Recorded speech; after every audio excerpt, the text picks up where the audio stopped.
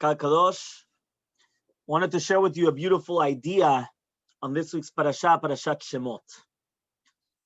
It says, "Hava nitchakema lo penirbe vaya ki tikrena milchama v'nosaf kamhu al sonenu v'nilcham banu v'ala min haaretz," which means that Paro has a dilemma. It's actually a beautiful Or HaChaim Kadosh that he actually explains the sequence of events.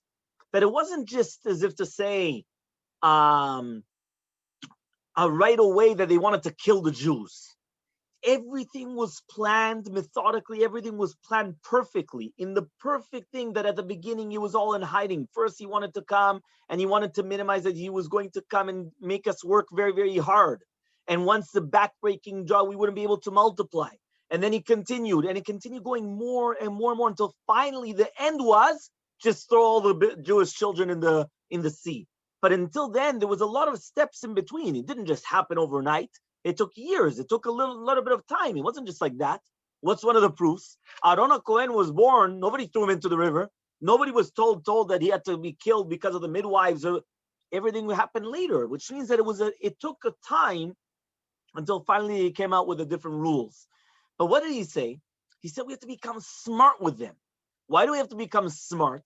Because if they're going to have a war, meaning that if right now we're going to go out to war, they are going to combine with our enemies and they will fight against us and they will kill us.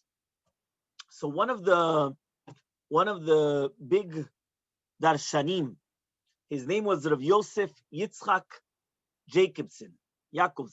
Yeah, he was once invited to a Sudat Bar Mitzvah of one of his good friends, and this person was very wealthy.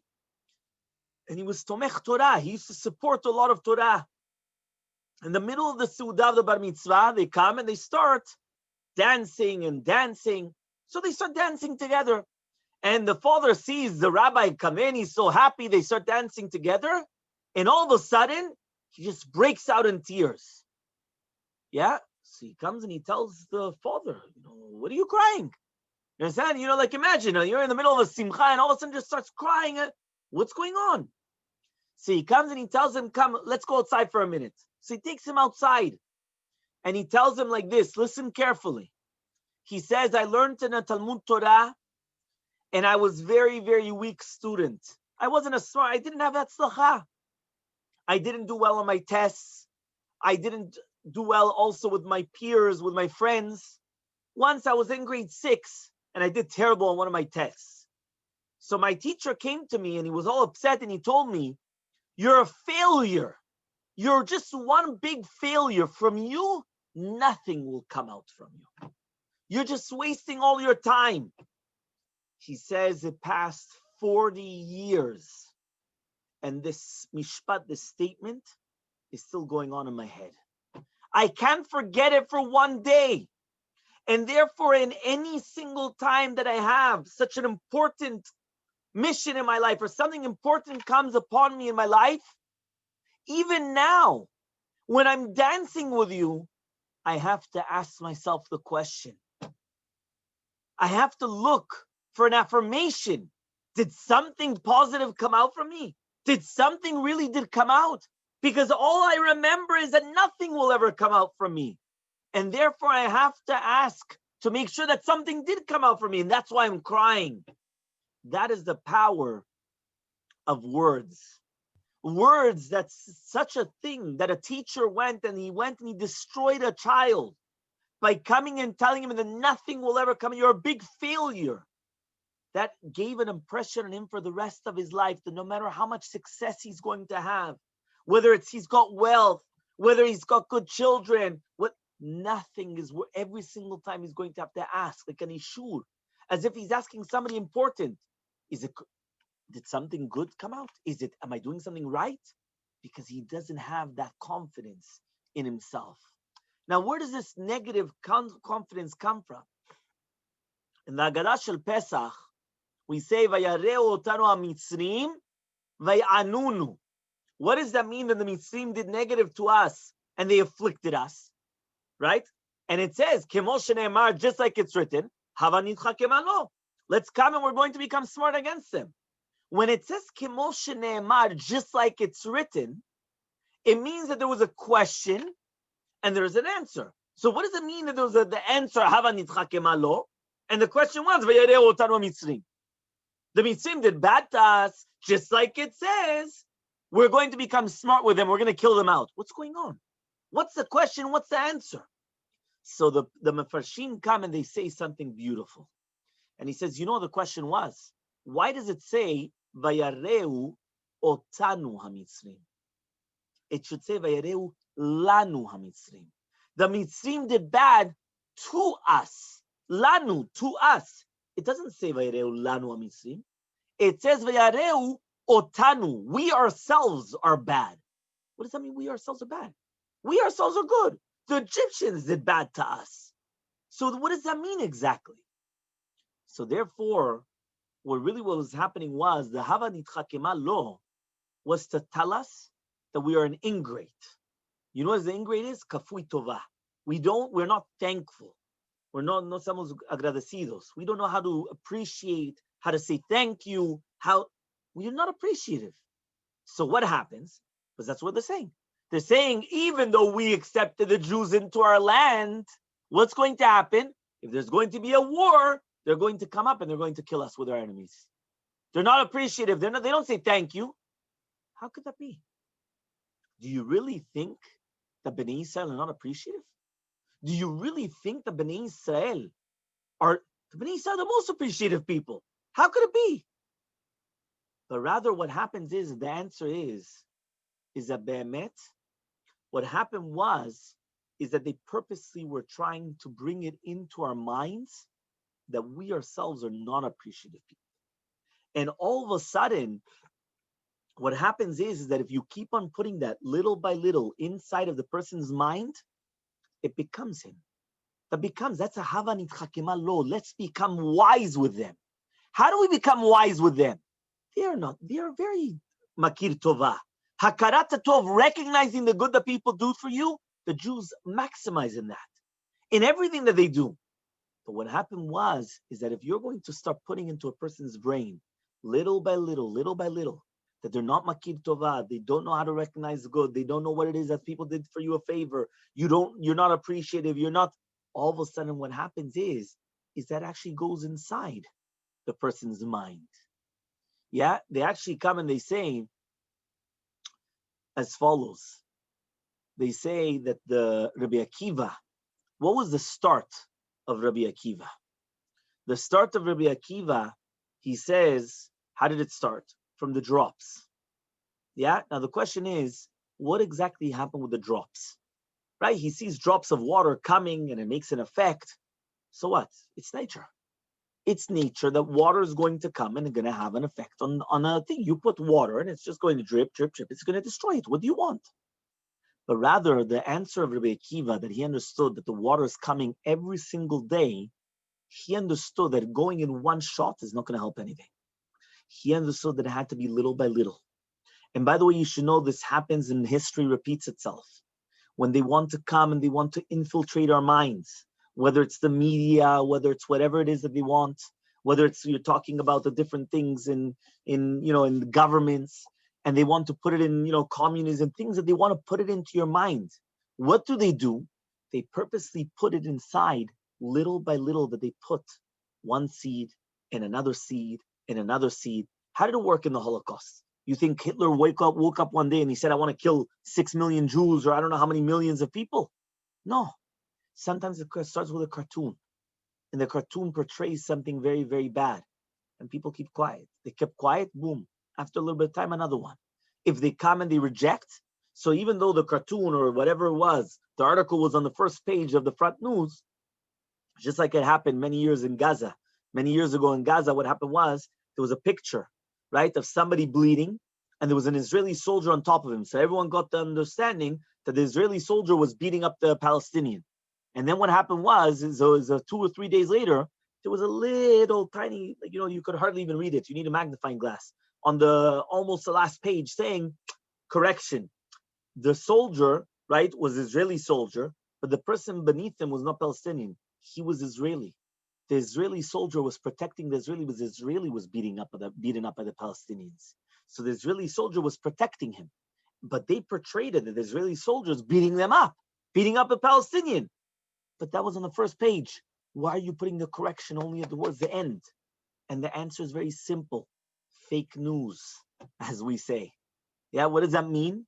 The concept is that they want to put it inside of us little by little. They want to put it, the seeds, and it continues going and going and going. It doesn't happen just overnight. It takes time. The Rebbe Mikotsk said a beautiful concept.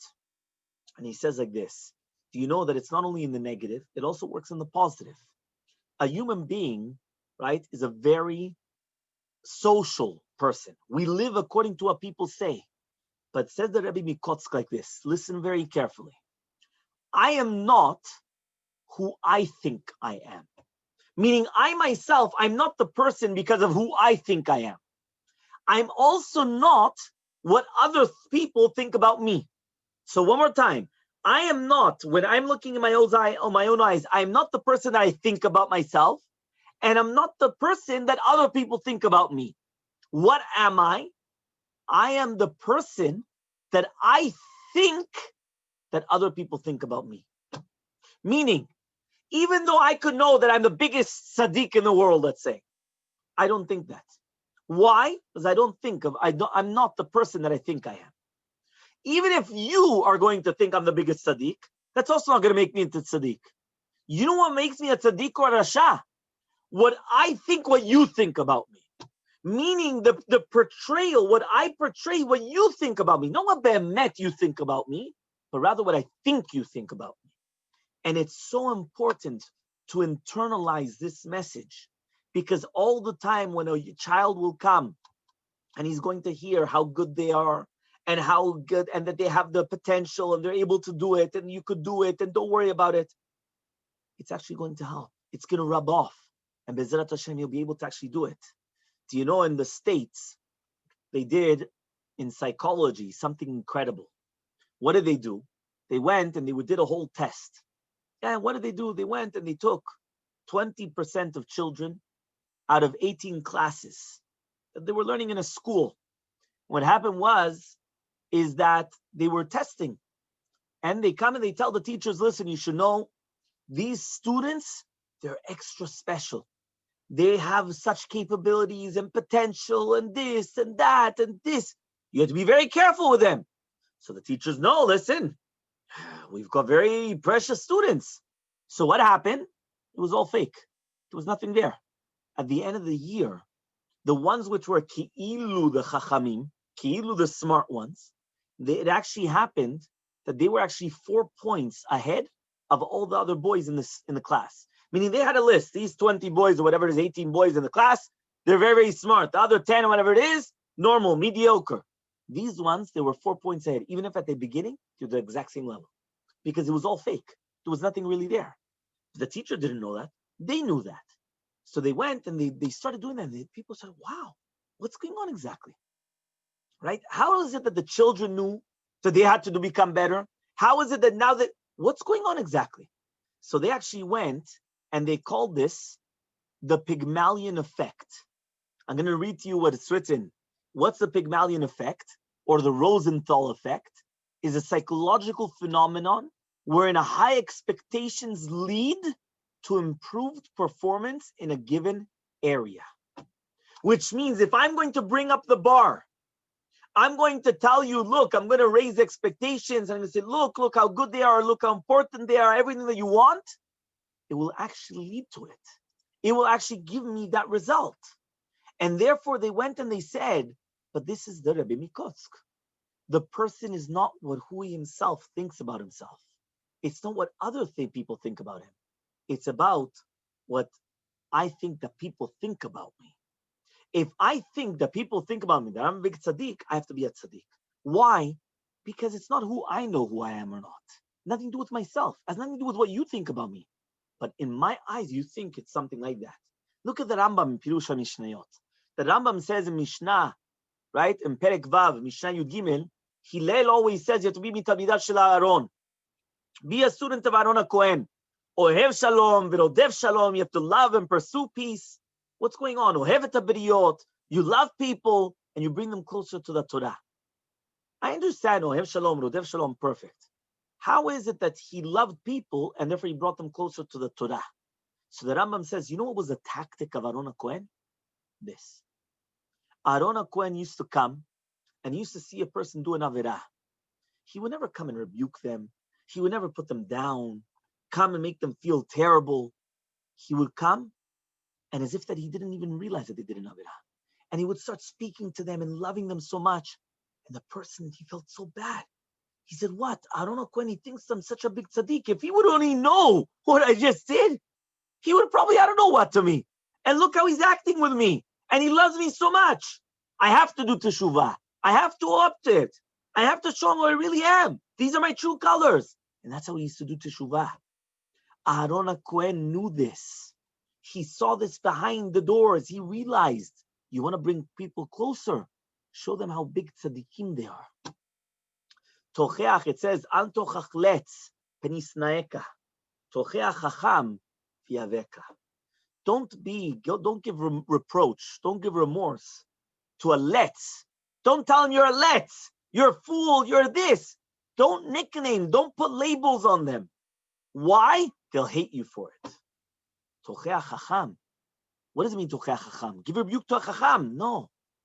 Call him that he's a chacham. See, you're a chacham. It's not befitting of you to do such a thing. What, such a great person, and this is what you're doing? No, Matim. It's not befitting of you.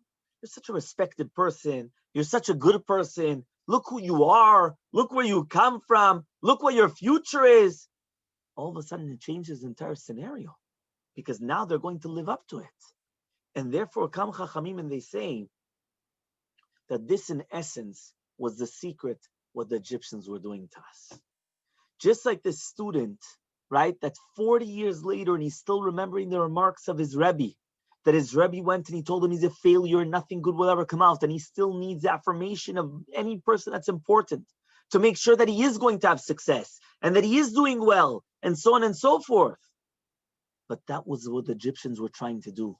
Hava nitchakema lo, let's be chachamim with them. How are we going to be chachamim with them? Vayareu, it doesn't say vayareu lanu, vayareu otanu. We are going to become negative in our own eyes. How do we become negative in our own eyes? That even in our own eyes, we don't know how to be makir tova. We're ingrates. We don't have to say thank you and to be appreciative of what we have because they instilled it in us. Every single day they would say, look at these Jews, they're not appreciative.